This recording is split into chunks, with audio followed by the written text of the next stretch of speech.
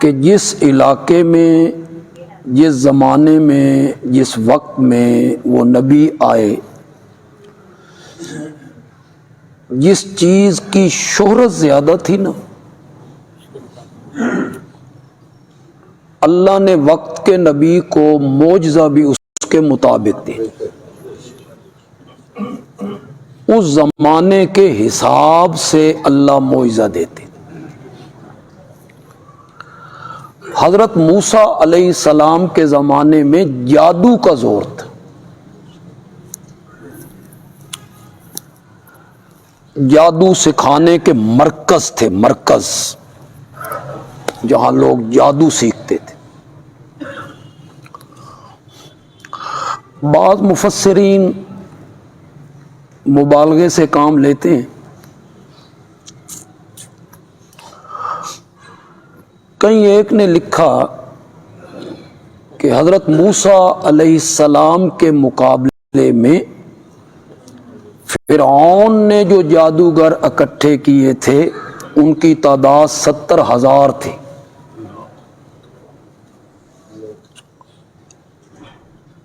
یعنی اس کثرت کے ساتھ وہاں جادو کا چرچا اور جادو کا زور تھا۔ وہ اپنی لاٹھیاں اور رسیاں ڈالتے، لوگوں کو یوں نظر آتا کہ یہ لاٹھیاں کیا بن گئی ہیں، جادو میں چیز کی حیت نہیں بدلتی، لاٹھی لاٹھی رہتی ہے، رسی رسی رہتی ہے۔ وہ جو جادو کے اثرات ہیں نا، وہ ذہن پہ غالب آئے اور لوگوں کو نظر یوں آنے لگا کہ یہ رسیاں کیا بن گئی ہیں، سانپ۔ خود حضرت موسیٰ بھی متاثر ہوئے۔ قرآن نے کہا وَيُخَيَّلُ إِلَيْهِ مِن سِحْرِهِمْ، ان کے جادو کی وجہ سے حضرت موسیٰ کے خیال میں آتا تھا انہا تسعی، کہ یہ سانپ دوڑ رہے ہیں، حالانکہ وہ سانپ بنے نہیں تھے۔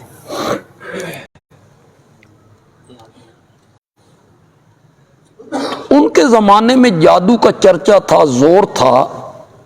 اللہ نے حضرت موسیٰ علیہ السلام کو معجزہ بھی اس کے مطابق، ان کی لاٹھی حقیقت میں سانپ بنتی۔ حضرت عیسیٰ علیہ السلام جس دور میں آئے تو حکمت کا زور تھا، بڑے بڑے حکیم، حاذق، طبیب، ماہر، لا علاج بیماریوں کا علاج کرنے والے۔ اللہ نے حضرت عیسیٰ علیہ السلام کو معجزے بھی اس کے مطابق۔ مادر زاد نابینے کو کون بینا کر سکتا ہے؟ اس کا کوئی علاج نہیں۔ چلو یہ بھی کچھ ممکن ہے، مردے کو کون زندہ کر سکتا ہے؟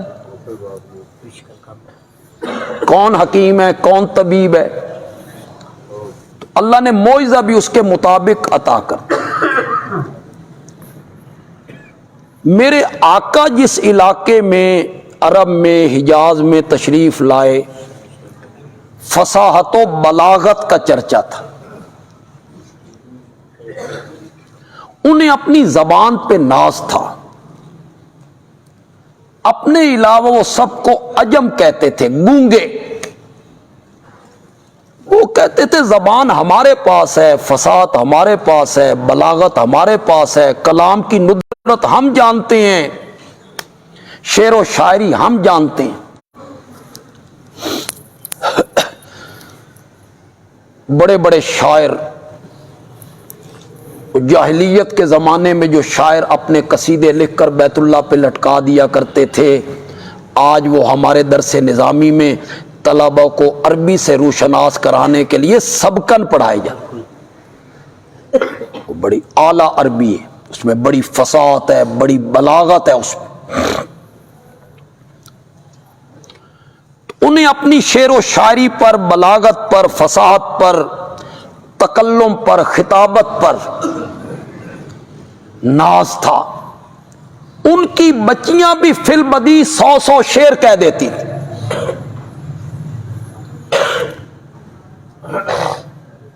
وہ جو نبی اکرم صلی اللہ علیہ وسلم ایک شادی والے گھر میں آئے تو بچیاں دف پر گیت گا رہی تھی، چھوٹی بچیاں، جس میں بدر کے شہیدوں کا، احد کے غازیوں کا ذکر تھا، تذکرہ تھا جہاد کا۔ تو چھوٹی بچیاں دف پہ گیت گا رہی ہیں۔ یوں ہی میرے آقا دروازے سے داخل ہوئے، ایک بچی نے ایک شعر کہا، ہے تو وہ غلط لیکن اس کی فصاحت آپ دیکھیں۔ کہتی ہے فینا نبی یعلم ما فی غد، ہمارے اندر ایک ایسا نبی موجود ہے جو کل کی بات جانتا ہے۔ اس نے فی البدی یہ جملہ کہا، بچی ہے چھوٹی سی، اس کے کلام کو آپ دیکھیں، فصاحت دیکھیں، بلاغت دیکھیں۔ میرے آقا نے اسے آ کے منع کیا ہے، تشریف لائے اور آپ نے فرمایا وہی کہو جو پہلے کہہ رہی تھی، کل کی بات رب کے سوا کوئی نہیں جانتا۔ اور یہ تو قرآن نے بھی کہہ دیا یا آیت کہاں سے شروع ہو رہی؟ ان اللہ عندہ علم الساعہ، میں نہیں پڑھنی پائے گی، حافظ تھے سارے چپ ہی کر گئے۔ ان اللہ عندہ علم الساعہ وینزل، ہمارے پاس ہے شعر و شاعری، ہمارے پاس ہے۔ اللہ نے اس زمانے میں میرے نبی کو بھیج کر معجزہ بھی اس کے مطابق بھیج۔ اب عیسائیوں کا یہ اعتراض ختم ہو گیا، شکل میں اللہ نے دیا، اور پھر ایسا کلام ایک عام عرب کا آدمی تو چھوڑیے، جو ان کا قومی شاعر ہے لبید، پورے عرب کا قومی شاعر، جیسے ہمارے ہاں علامہ اقبال ہیں، یہ لبید مسلمان ہو گئے، انہوں نے کلمہ پڑھ لی، اور کلمہ پڑھنے کے بعد انہوں نے شعر و شاعری چھوڑ دی۔ اب شعر و شاعری کا جو چسکا ہے، شاعر نو تو کوئی بندہ تو جان نہیں چھڑتا، لیکن قومی شاعر ہے عرب کا، اور وہ شعر و شاعری ترک کر دیتے ہیں۔ حضرت عمر رضی اللہ تعالی عنہ لبید سے پوچھتے ہیں تمہارے پاس اتنا ہنر ہے، غالباً یہ بھی لبید ہی کا قول ہے، جب کسی صحابی نے سورت کوثر ان شعروں کے درمیان لٹکا دی تھی، جو شاعر اپنے شعر لکھ کر کعبے کی دیوار سے لٹکا دیتے، اور پھر یہ قومی شاعر آتا اور یہ پڑھتا اور نمبر تقسیم کرتا تھا۔ سورت کوثر اتری تو صحابی نے وہاں لٹکا دی، انا اعطیناک الکوثر فصل لربک ان شانیک۔ اب ہماری زبان تو عربی نہیں ہے نا، ہماری مادری زبان عربی نہیں، ہم نہیں سمجھ سکتے کہ ان 3 آیتوں میں جو فصاحت ہے، جو بلاغت ہے، جو کلام کی ندرت ہے، ہم نہیں سمجھ سکتے۔ عرب کا کوئی بندہ جو عربی ہے، جس کی زبان عربی ہے، وہ سمجھ سکتا ہے۔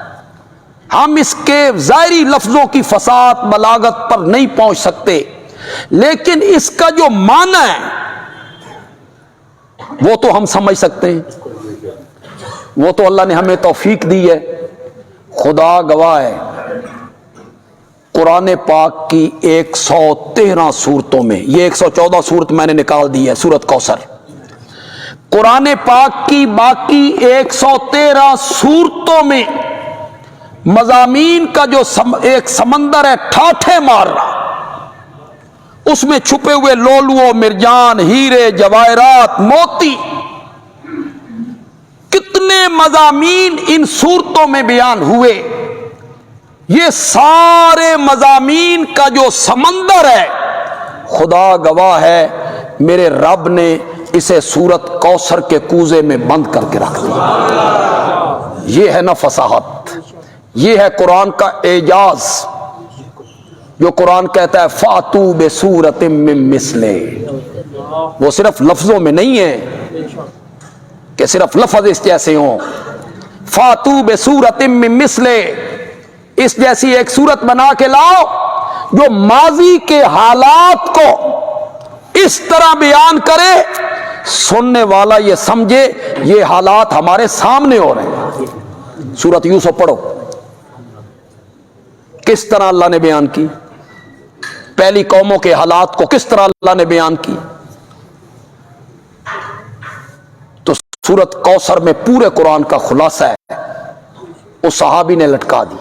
یہ قومی شاعر آیا، یہ پڑھتا پڑھتا جب اس سورت پہ پہنچا، اس سورت نے اس کے قدم روکے، اس نے دوبارہ پڑھا۔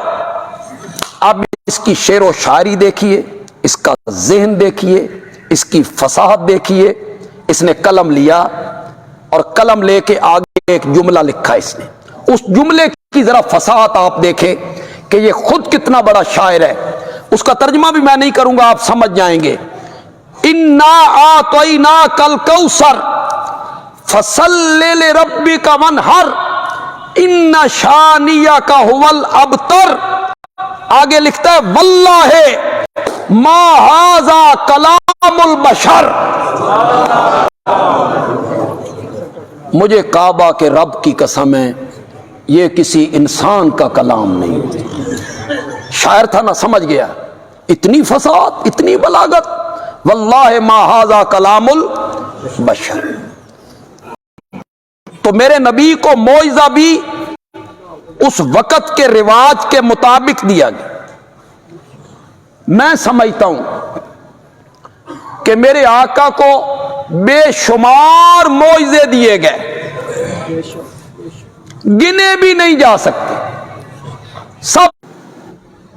اب میرا رابطہ ان کے گھر سے نہیں ہو رہا ہے کہ وہ کہیں ان کے پاس پڑے ہوں گے وہ لکھے ہوئے، ان میں سے ایک رجسٹر انہوں نے مجھے دیا پڑھنے کے لیے کہ یہ آپ پڑھیں۔ وہ ہوگا کوئی 30 35 40 ورقوں کا رجسٹر۔ اس رجسٹر میں صرف ان معجزوں کا تذکرہ تھا جن کا تعلق میرے آقا کی لعاب مبارک سے تھا۔ وہ معجزے اس میں انہوں نے اکٹھے کی۔ دوسرے اس کے علاوہ ہیں، چاند کا 2 ٹکڑے ہو جانا میں سمجھتا ہوں کہ بہت بڑا معجزہ۔ تنے کے ساتھ میرے نبی کا ہم کلام ہو جانا، اس کا رونا، اس کی سسکیاں، بندہ حیران ہوتا ہے۔ میرے آقا کا بہت بڑا معجزہ معراج۔ یہ رجب کا مہینہ اور مشہور قول یہ ہے کہ 27 رجب کو معراج ہوئے، لیکن یہ کوئی پختہ بات نہیں۔ معراج کوئی معمولی معجزہ نہیں، بہت بڑا معجزہ۔ اسی وجود کے ساتھ جسد مار روح زمین کی پستیوں سے اٹھ کر عرش کی بلندیوں تک جا پہنچا۔ اللہ اکبر، بندہ دنگ رہ جاتا ہے۔ اگرچہ کچھ معقولی لوگوں نے، فلسفی لوگوں نے عقل کے معیار پہ اس کو تولا انکار کر دی۔ آپ اوروں کو چھوڑیے، سر سید احمد خان کو لے لیجیے، انہوں نے بھی انکار کر دی۔ عقل کے معیار پہ تولا کہ درمیان میں کرۂ زمہریر ہے، وہ ہر چیز برف ہو جاتی، پھر ایک کرۂ نار ہے، وہ ہر چیز سوا اور خاک ہو جاتی۔ ایک انسان کرۂ زمہریر سے کیسے گزرا؟ عقل کے معیار پہ تو۔ ایک انسان کرۂ نار سے کیسے گزر گیا؟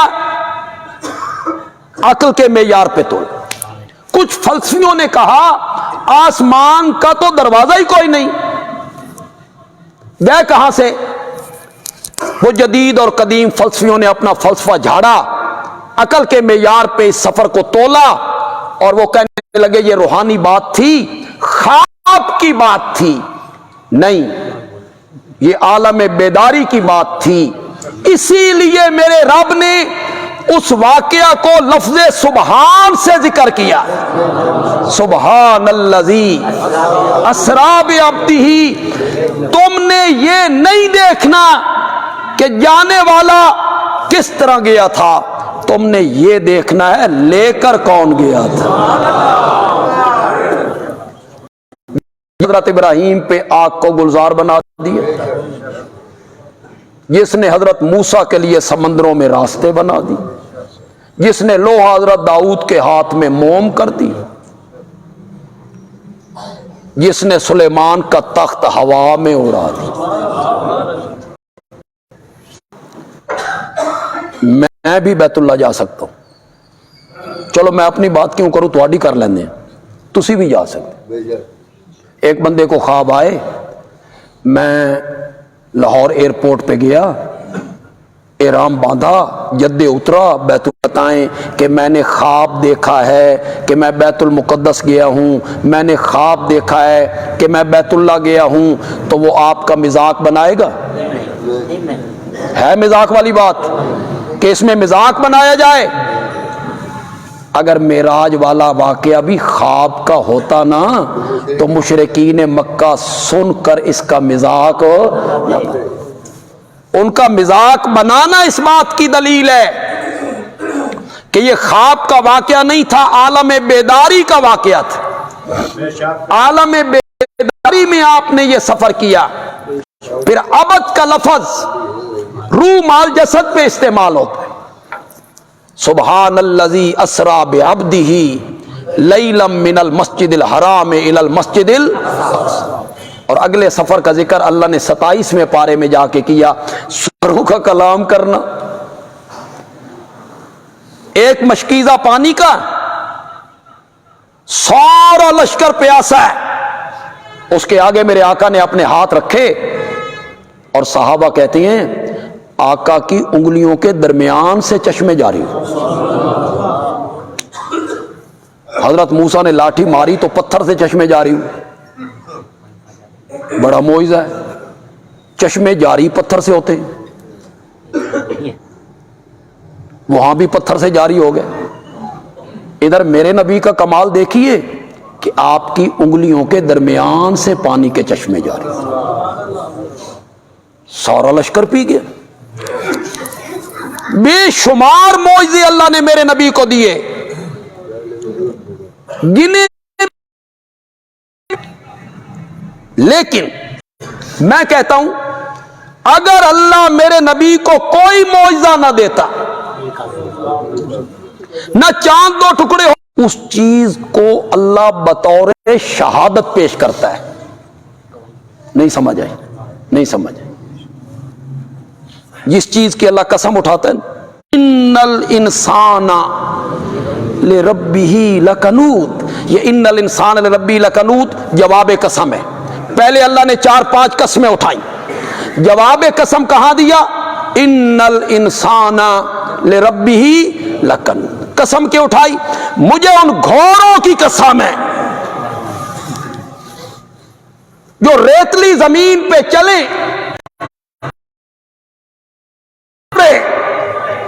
اور پتھریلی زمین پہ چلیں تو ان کے قدموں سے چنگاریاں نکلیں۔ مجھے ان گھوڑوں کی قسم ہے جن پر بندہ سوار ہوتا ہے اور دشمنوں کے لشکروں میں گھس جایا کرتا ہے۔ وہ انسان اپنے رب کا بڑا ناشکر ہے، یہ جواب قسم ہے، انسان اپنے رب کا بڑا ناشکر۔ اس پر بطور شہادت کس کو پیش کیا؟ گھوڑوں کو۔ کس کو؟ گھوڑوں کو۔ اللہ نے فرمایا جس گھوڑے کو مالک چارہ ڈالتا ہے پھر اس پر ہاتھ پیار سے پھیرتا ہے، پھر اس گھوڑے کو تھپکیاں دیتا ہے، وہ مجاہد اس گھوڑے سے محبت کرتا ہے، گھوڑے کی ذرا وفا کہ گھوڑے کا وفادار ہوتا ہے، اے انسان تو اپنے رب کا وفادار نہیں رہا۔ اب آپ کو پتہ چلا جن چیزوں کی میرے نبی کی رسالت پر، تو یہ سب سے بڑا معجزہ ہے جس کو میرے نبی کی صداقت پر बतौर शहादत अल्लाह पेश करते, व इन कुंतुम फी रैबिम मिम्मा नज़्ज़लना अला अब्दिना, अगर तुम्हें शक है उस कलाम में जो हमने अपने कामिल बंदे पे उतारी कि ये खुद बनाता है, तुम कहती हो ये खुद बनाता है, मेरा नबी पढ़ा हुआ नहीं है, मेरा नबी लिखना नहीं जानता, मेरा नबी अपना नाम लिखना नहीं जानता, किसी मकतब में नहीं गया, किसी स्कूल में नहीं गया, किसी मदरसे में नहीं गया, किसी किताब को हाथ नहीं लगाया, तख्ती दवात कलम कभी पकड़ी नहीं है उसने, न कभी शेर कहा है, न कभी तकरीर की है, तो मेरा नबी खुद बनाता है? तो तुम तो शायर हो, तुम तो मुतकल्लिम हो, तो कातिब हो, तुम तो लिखना पढ़ना जानते हो, फातू बे सूरतिम मिन मिस्ले, बतौर शहादत पेश किया इस किताब को। ये किताब इस बात पे शाहिद है कि मोहम्मद सच्चा नबी सल्लल्लाहु अलैहि वसल्लम। आज कोई नहीं, अगर कोई हिंदू यहूदी बनना चाहता है और वो यहूदियों के पोप से कहता है मैं यहूदी होना चाहता, लिखने में भी उसने खत्ताती में हद कर दी, बातें दरमियान में छोड़ दी, बड़ी खूबसूरत इंजील बना के वो ईसाइयों के पास पहुंचा, ये मैंने इंजील लिखी है, उन्होंने कहा तकरीब मुनक़िद करो, इसको इनाम देना, इसने इंजील लिखी, फिर उसने तौरात लिखी, उसमें उसने कटवट की, तहरीफ की, रद्द बदल किया, पहुंचा, उन्होंने कहा इसके लिए भी तकरीब मुनक़िद करो, इसने तौरात लिखी और बड़ी खूबसूरत लिखी, फिर उसने कुरान लिखा, उसमें कुछ आयतें इधर की उधर, उधर की इधर की, मुसलमानों के पास पहुंचा, उन्होंने पढ़ा उन आयतों को कि इधर से उधर हो गई हैं, उन्होंने आके लंबा पाओ,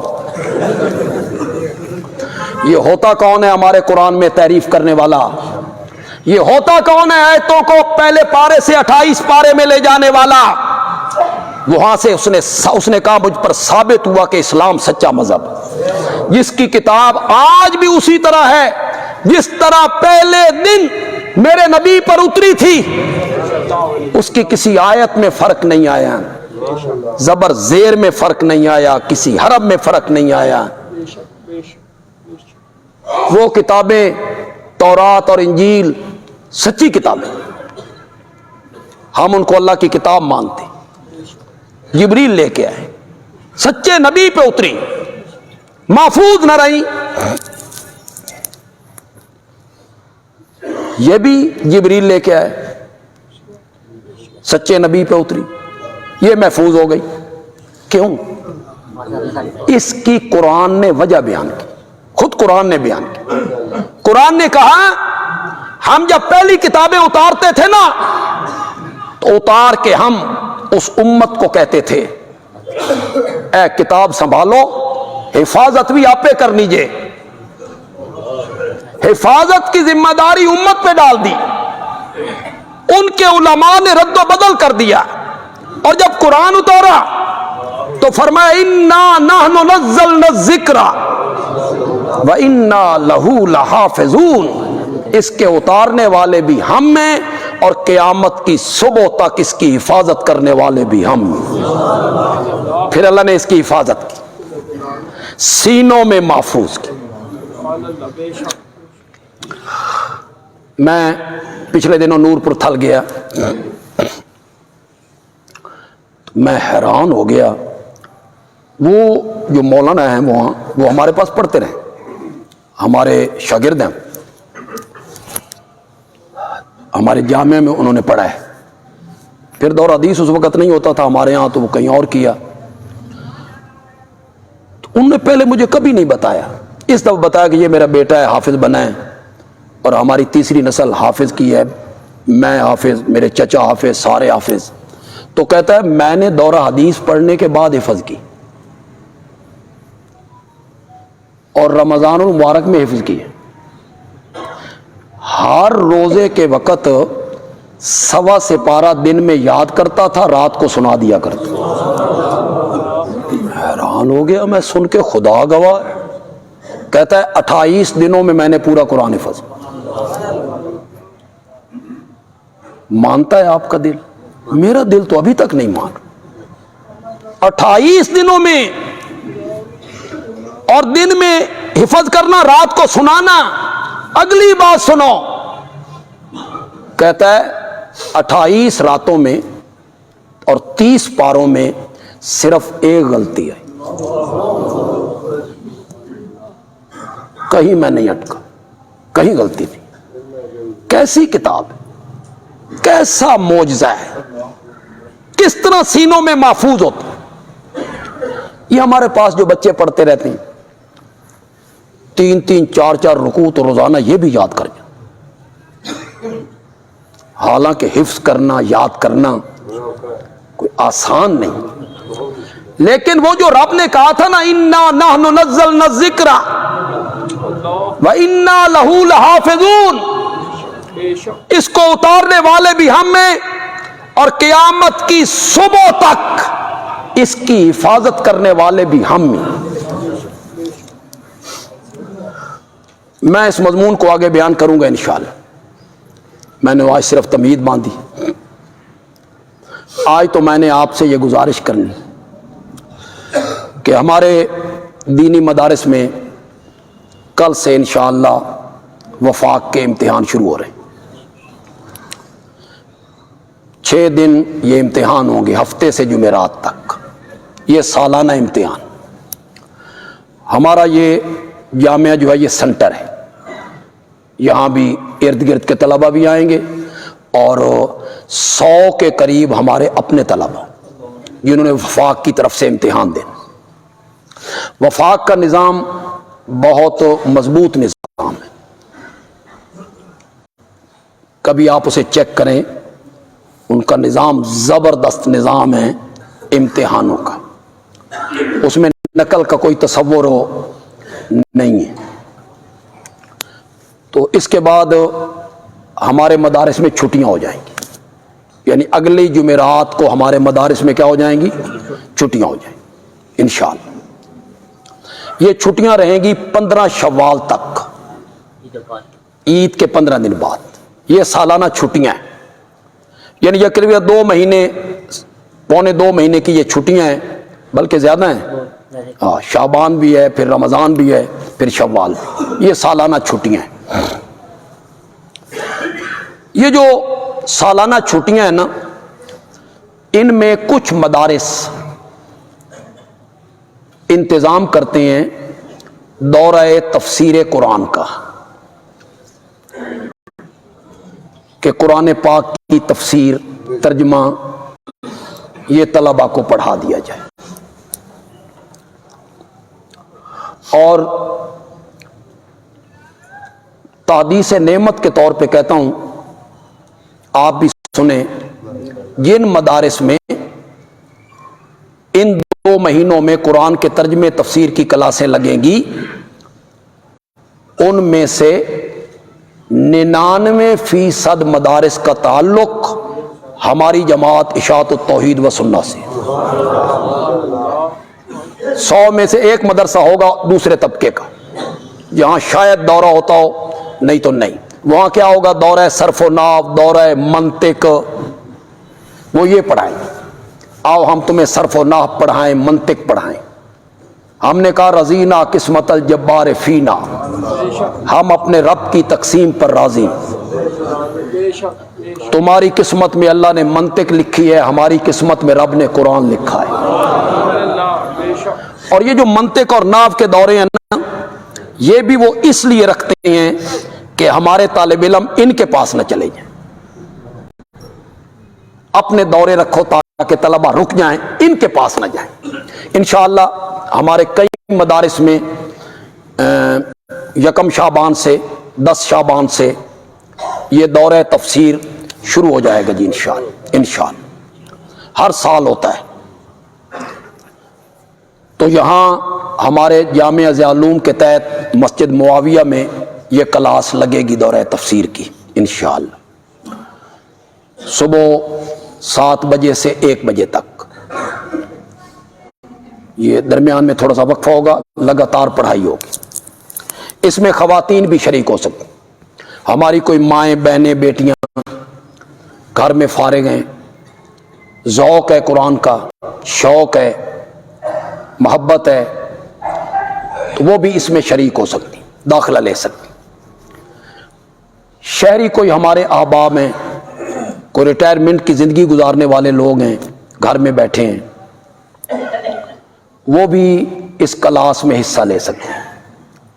کوئی نوجوان ہیں, وقت نکال سکتے ہیں, محبت ہے کہ قرآن پڑھ لیں, قرآن سیکھ لیں, کچھ شدھ بدھ قرآن کے ساتھ ہو جائے, کچھ تعلق قائم ہو جائے, تو وہ بھی اس میں حصہ لے سکتے.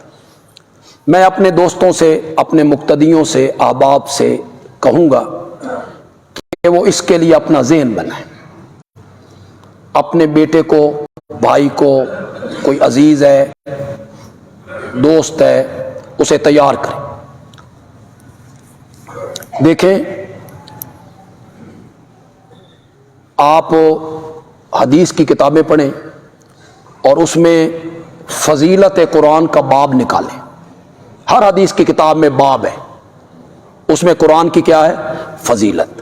پھر اس میں پڑھنے والے کی فضیلت, وہ نکالیں آپ, اسے پڑھیں آپ, کہ قرآن کی ایک آیت کا سمجھ لینا کتنے ہزار نفلوں سے زیادہ بہتر. اسے آپ ذرا پڑھیں, پھر آپ کو محسوس ہوگا کہ یہاں جو آپ 4-5 گھنٹے لگائیں گے اس کا آپ کو کتنا فائدہ ہوگا, دنیاوی بھی اور اخروی بھی, اجر بھی. دیکھیں, الف لام میم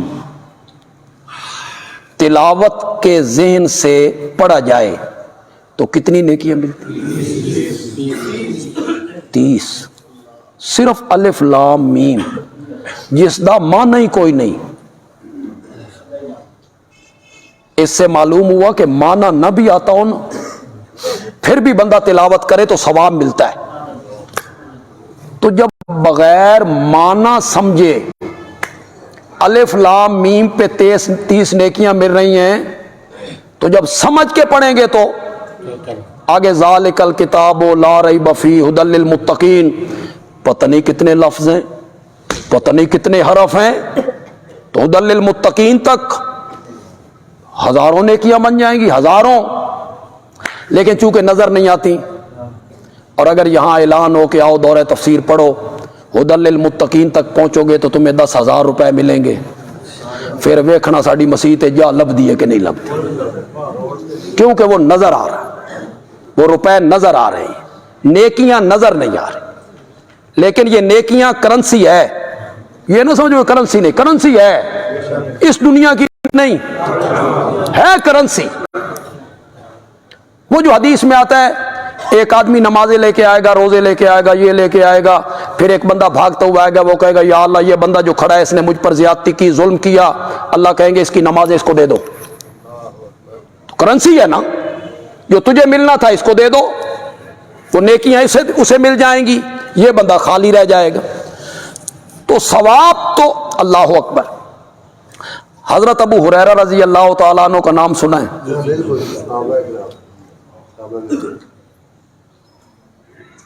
سب سے زیادہ میرے نبی کی حدیث ہے وہی روایت کرے.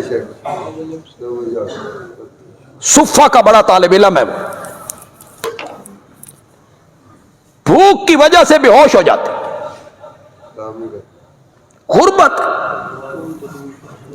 باہر نہیں نکلتے کہ میں کاروبار کے لیے باہر نکلوں گا, پیچھے آمنہ کا لال کوئی موتی رولنے نہ شروع کر دے, رہ نہ جائے.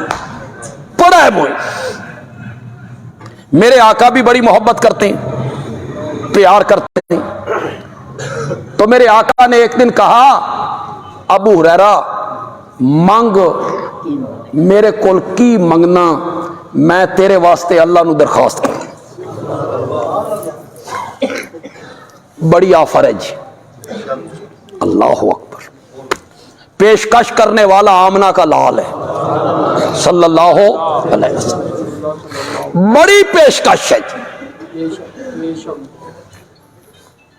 اس درویش بندے نے مانگا بھی تو کیا مانگا, کہتا ہے اوصنی یا رسول اللہ، میں نے کوئی نصیحت کر دے۔ بہت کچھ مانگ سکتے تھے، کہتے ہیں اوصنی یا رسول اللہ، مجھے کوئی نصیحت کر دیں۔ اس کے جواب میں میرے نبی نے کہا تعلم القرآن وعلمہ الناس۔ ساری زندگی قرآن کی تعلیم حاصل کرتا رہے اور ساری زندگی لوگوں کو قرآن پڑھاتا رہے۔ یہ میرے نبی نے اسے وصیت کی، نصیحت کی۔ تعلم القرآن وعلم الناس، قرآن کی تعلیم حاصل کر۔ یہ سیکھنے سے آتا ہے۔ بعض صحابہ نے سورت بقرہ 8 سال میں پڑھی ہے، جی سیکھتے تھے۔ یہ صرف تلاوت کے لیے نہیں ہے، یہ کتاب ہدایت ہے۔ قرآن پڑھتا رہے اور ساری زندگی قرآن پڑھاتا رہے۔ آگے سناؤں آپ کو؟ وہ کوئی چپ کر گیا، چپ تینج کر گیا، میں چندہ منگل لگا ہوں۔ چندہ تو چندہ آج نہیں مانگ رہا ہوں، بندہ مانگ رہا ہوں۔ تیار ہوں، میرے مقتدی تیار ہوں قرآن پڑھنے کے لیے۔ وقت نکالیں، سارا وقت نہیں نکال سکتے، کچھ نکالیں، کچھ گھنٹوں کے لیے آئیں۔ اس حدیث کو ذرا سنیں۔ ابو ہریرہ ساری زندگی قرآن پڑھتا رہے، ساری زندگی قرآن پڑھاتا رہے۔ اگر اس حالت میں تیری موت واقع ہو گئی تو تیری موت کے دن سے لے کر قیامت کی صبح تک روزانہ 70,000 فرشتے تیری قبر پر رب کی رحمت اور مغفرت کو لے کر اترتے رہیں گے۔ اللہ ہمارے نصیب میں کر دے کہ ساری زندگی ہم قرآن پڑھاتے رہیں اور ساری زندگی ہم قرآن پڑھتے رہیں۔ یہ جو ہم تفسیروں کا مطالعہ کرتے ہیں، عربی کی تفسیریں ہیں، اردو کی تفسیریں ہیں، مفسرین ہیں، ان میں لکھنے والے دیوبندی بھی ہیں، اہل حدیث بھی ہیں، بریلوی بھی ہیں، مختلف علماء کی تفسیریں ہیں۔ تو یہ بھی تو علم حاصل کرنا ہے، جو ہم دن میں پڑھتے ہیں، رات کو پڑھتے ہیں، مطالعہ کرتے ہیں، تو یہ علم حاصل کرنا ہے۔ قرآن کا علم جو ہے نا، یہ کبھی کامل نہیں ہوتا۔ بندہ کہے میرے پاس علم آ گیا ہے بس کامل ہو گیا، نہ، بالکل نہیں۔ اس کے معاملے میں بندہ ہمیشہ طالب علم رہتا ہے، کبھی عالم نہیں بنتا۔ میں نے کبھی نہیں سمجھا، خدا گواہ ہے، جب مختلف تفسیریں پڑھتی ہیں نا، عربی کی بھی پڑھتی ہیں، اردو کی بھی پڑھتی ہیں، تو جو مفسر بھی اس سمندر میں غوطہ لگاتا ہے نا، نئے سے نئے موتی نکال کے باہر لے آتا ہے۔ یہ چیز ہی ایسی، کوئی چیز آپ کو کسی مفسر کے پاس ملے گی، کوئی چیز آپ کو کسی مفسر کے پاس ملے گی، کوئی کسی عالم کے پاس ملے گی، کوئی کسی عالم کے پاس ملے گی۔